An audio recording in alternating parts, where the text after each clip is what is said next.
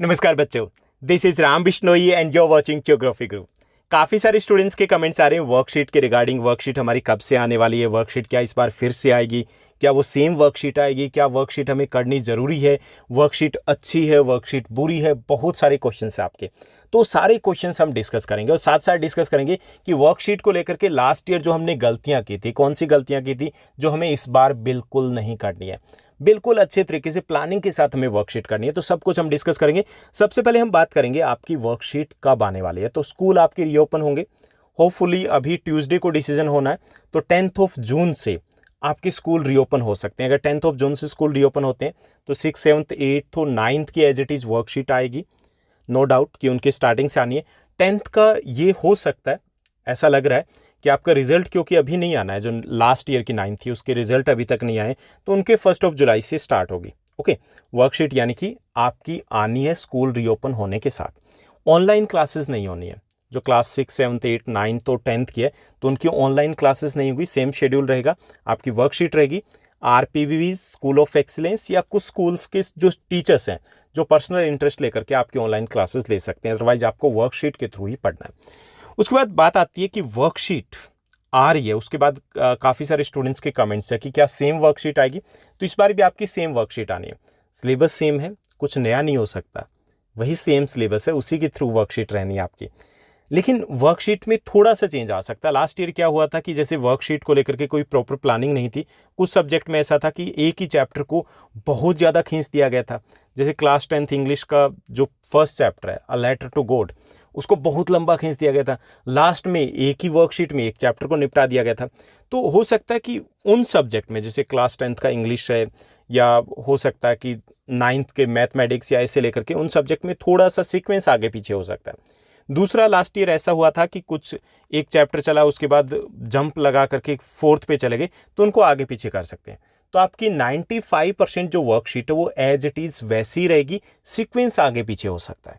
अब क्वेश्चन आपका ये भी आएगा कि सर सीक्वेंस आगे पीछे हो सकता है, अगर हम पहले वर्कशीट कर लें और उसमें वर्कशीट आगे पीछे होगी तो कोई फ़र्क नहीं पड़ेगा, बिल्कुल भी फ़र्क नहीं पड़ेगा, क्योंकि आपकी वर्कशीट मतलब आपका सिलेबस कवर करना। आपने वर्कशीट आगे पीछे कर ली, उसका सीक्वेंस लास्ट ईयर के अकॉर्डिंग कर लिया, यहाँ पे चेंज हो गए, कोई फ़र्क नहीं पड़ेगा। आपके टीचर्स हैं, मोस्टली जो टीचर्स हैं आपके साथ ही रहेंगी। जैसे काफ़ी सारे स्टूडेंट्स ने लास्ट टाइम भी पूछा था कि हम वर्कशीट कर लें, तो मैंने उनको बोला था कि आप टीचर से कंफर्म कीजिए। तो ज़्यादातर स्टूडेंट्स के बाद में फीडबैक भी आया था कि उनके टीचर्स ने कहा कि आप कंटिन्यू कीजिए, आप अपनी वर्कशीट जैसे भी करना चाहो वैसे ही कर लीजिए। ओके, तो वर्कशीट के सीक्वेंस को लेकर के आपको बिल्कुल भी डाउट नहीं होना चाहिए। आप वर्कशीट है वो एज इट इज़ ही रहने वाले, सीक्वेंस आगे पीछे होता है तो कोई मैटर नहीं है। ओके, उसके बाद एक और क्वेश्चन है, उसके बाद हम गलतियों की बात करेंगे कि कौन सी मिस्टेक्स है जिन्हें हमें अवॉइड करना है। दूसरा जो क्वेश्चन है, वर्कशीट आनी चाहिए, अच्छी बात है या बुरी बात है। जैसे पूरे इंडिया की बात करें, इससे अच्छा सिस्टम नहीं हो सकता वर्कशीट के थ्रू स्टडीज़ का। अब किसी को अगर बुरा लग रहा है, वो इसलिए लग रहा है कि उन्होंने अपने टाइम को मैनेज नहीं किया था, उन्होंने वर्कशीट को ठीक तरीके से नहीं किया था, वहाँ पे गड़बड़ की थी। ये वर्कशीट की गड़बड़ नहीं है। इससे बेटर सिस्टम कोई भी बड़े से बड़ा प्राइवेट स्कूल भी नहीं कर सकता था जो आपके लिए डीओई ने किया था। आपके रूटीन में देखिए कि छोटे छोटे कंसेप्ट के थ्रू बहुत ईजी में, जो वर्कशीट के थ्रू आपकी रूटीन में स्टडी होती रही थी। क्या ऐसा पॉसिबल है बिना वर्कशीट के? कभी नहीं होता। ऑनलाइन क्लासेस लगती तो भी आप अटेंड नहीं कर पाते।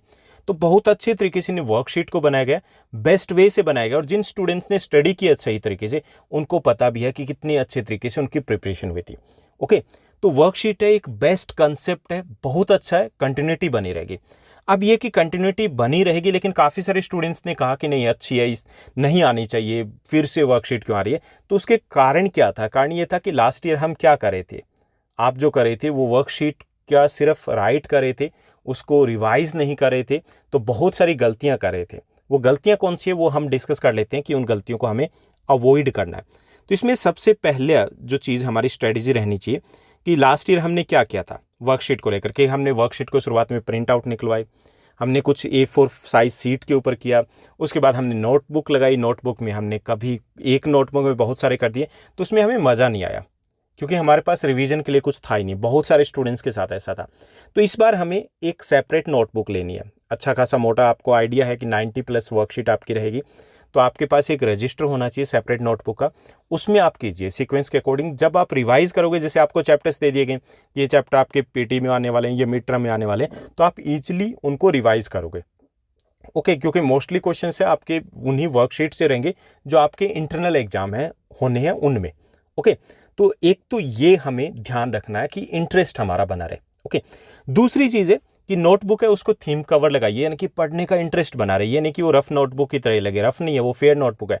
बहुत सारे स्टूडेंट्स हैं जिन्होंने बहुत अच्छे से डेकोरेट की थी, मज़ा आया पढ़ने में भी, देख के भी जब मज़ा आता है। तो आपको भी ऐसा ही कुछ करना है कि उसके पास थीम कवर होना चाहिए, ताकि आप जब सबमिट करवाते हो जैसे स्कूल में सबमिट करवाते हो, अगली बार तो बहुत सिस्टमेटिक वे से आपको सबमिट करवाना है। तो जब आप सबमिट करवाते हो तो आपका अलग से दिखे कि ये आपकी इस सब्जेक्ट की नोटबुक है। क्योंकि इस बार ऑब्जेक्टिव क्राइटेरिया रहा है 10th क्लास का, अगले साल भी हो सकता है कि ऐसा कुछ रहे, या वेटेज आपकी इन वर्कशीट की ज़्यादा रह सकती है। तो हमें पहले से प्लानिंग करके चलनी है कि ये वर्कशीट है हमें अच्छे से बनानी है, ताकि हमें ये मार्क्स अच्छे से मिले। क्योंकि इस बार तो हमें 5 मार्क्स मिले हैं 9th क्लास में, लेकिन अगली बार हो सकता है कि वेटेज थोड़ा और ज़्यादा आगे पीछे हो जाए, अगर वैक्सीनेशन ड्राइव पूरा नहीं होता या फिर थर्ड वेव आ जाती है। तो वो प्लानिंग आपकी शुरुआत से ही होनी चाहिए।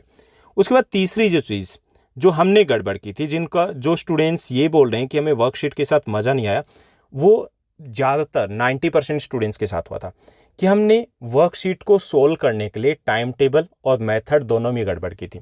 अब बच्चे क्या कर रहे थे, आप भी कर रहे थे, जो अभी यहाँ पे हैं वो सभी कर रहे थे कि हम सीधा सीधा जंप करके सॉल्यूशन के ऊपर जा रहे थे। अब सॉल्यूशन के ऊपर जा रहे हैं तो हमें समझ में कहाँ से आएगा। दूसरा ये कि हम सुबह देख लिया, अच्छा वर्कशीट आ गई, उसको देख लिया, उसके बाद 10-11 बजे हमने एक वर्कशीट कर ली, उसके बाद 1 बजे एक वर्कशीट कर ली, एक हम 5 बजे करेंगे, पूरा दिन वर्कशीट करते रहेंगे। हमने वर्कशीट कर लिया और उसके बाद शाम को रिलैक्स होकर के कि वर्कशीट हमारी हो गई, हमारा होमवर्क हो गया। होमवर्क ये नहीं है। होमवर्क का मतलब ये है कि ये वर्कशीट है आपकी कितने मिनट की आती थी, जो एवरेज अगर हम वीडियो की बात करें, जो जैसे कि मैं डिटेल में डिस्कस भी करता था। अब डिटेल में जब मैं उसको डिस्कस कर रहा हूँ, एक्सप्लेन कर रहा हूँ, उसके बाद भी वो आंसर के साथ जो 15 मिनट्स की एवरेज आती थी, कुछ 9 मिनट्स की थी, कुछ 11 की थी, कुछ 20 की थी, 15 की लगा लीजिए। 15 मिनट्स की जो वर्कशीट है उसको आप 4 मिनट की वीडियो देखते थे आंसर्स के साथ, समझ में नहीं आती थी। लेकिन हम अगर प्लानिंग के साथ करें तो 15 मिनट्स प्लस 15 मिनट्स आपको उनको आंसर को राइट करोगे। ओके, 30 मिनट्स हो गए।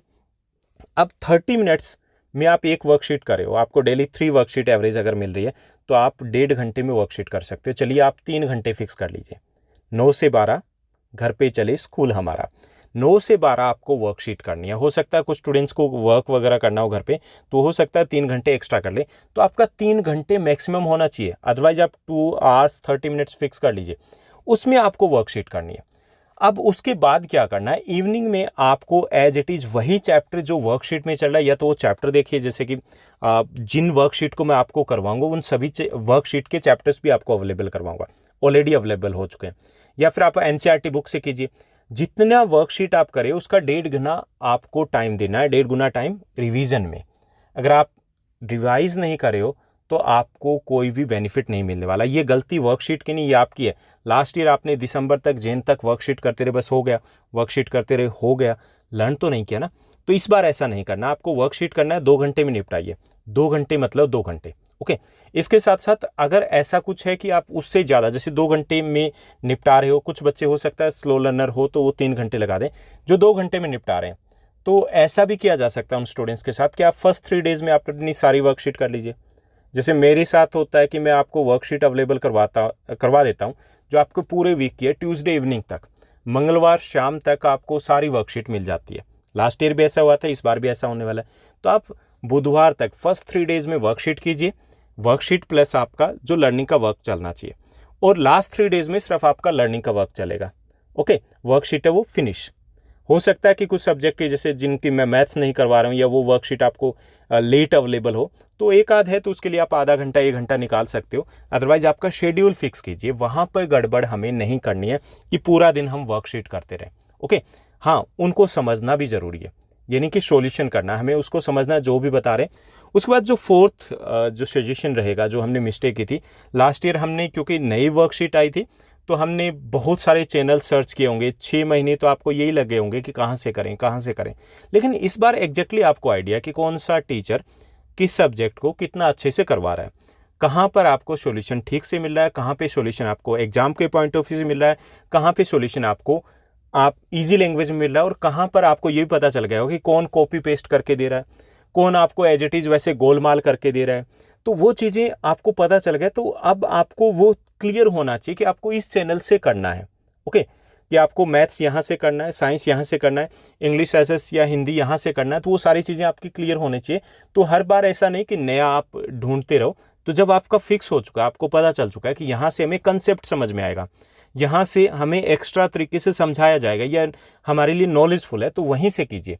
उसमें यह भी ज़रूरी नहीं होता कि बहुत बड़ा यूट्यूबर हो तो वही सही करवाएगा, या छोटा है वो नहीं करवाएगा। तो वो डिसाइड आपका पहले हो जाना चाहिए। ओके, तो उसमें टाइम वेस्टेज नहीं करना। अदरवाइज़ क्या करते हैं हम, 2 घंटे तो उसी में लगे रहते हैं, अच्छा यहाँ आ गई, यहाँ आ गई। अदरवाइज़ आप फिक्स कर लीजिए कि अच्छा, और 1 वीक में आपको आइडिया हो जाता है कि उस यूट्यूबर की या उसकी वर्कशीट आपको संडे को आ जाती है, उसकी आपकी जो वेडनेसडे की है वो मंडे को आ जाती है, तो आपको आइडिया भी रहेगा। ओके, तो उसी के अकॉर्डिंग आप फिक्स कीजिए। तो वो गलती भी नहीं करनी कि आप हर बार कहीं नई जगह पर घूमें। 5th जो हमें ध्यान रखना है, जो चीज़ें ध्यान नहीं रखना, जो आपका क्वेश्चन था, मैंने पहले भी आपके साथ डिस्कस कर लिया कि will the worksheet will remain same. तो आपकी वर्कशीट सेम रहने वाली है।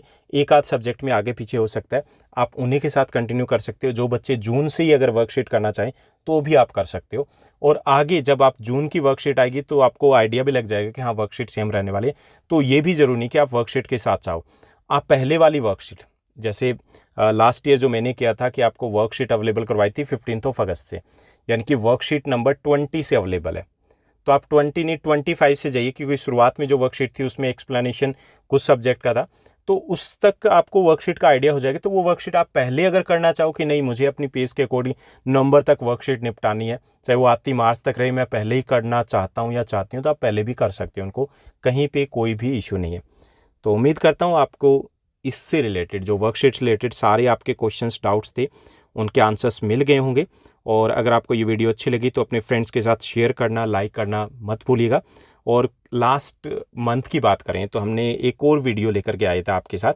उसमें हमने बात की थी कि अगर हम 9th से 10th क्लास में जा रहे हैं, बोर्ड क्लास में जा रहे हैं, और अगर हमें टॉपर बनना है, तो काफ़ी सारी मिस्टेक्स जो हमने 9th में की थी, काफ़ी सारी मिस्टेक्स जो हम पहले कर चुके हैं, जो हमें 10th में नहीं करनी है। 10th में एक अलग प्लानिंग होती है, अलग एक स्ट्रेटजी होती है, क्योंकि बोर्ड की क्लास है।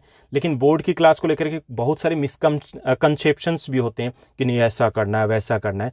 तो वो क्या है, वो सब कुछ हमने डिस्कस किया था। इस वीडियो को अगर आपने नहीं देखा है तो ज़रूर देखिएगा, प्लेलिस्ट में भी आपको मिल जाएगी, ज्योग्राफी गुरु स्पेशल में। अदरवाइज़ आपको लिंक दे दिया जाएगा यहाँ पर आई टैब के ऊपर, तो वहाँ से आप क्लिक करके जा सकते हो। आज के इस वीडियो में बस इतना ही। Thank you, bye bye, have a nice day. मिलते हैं नेक्स्ट वीडियो में।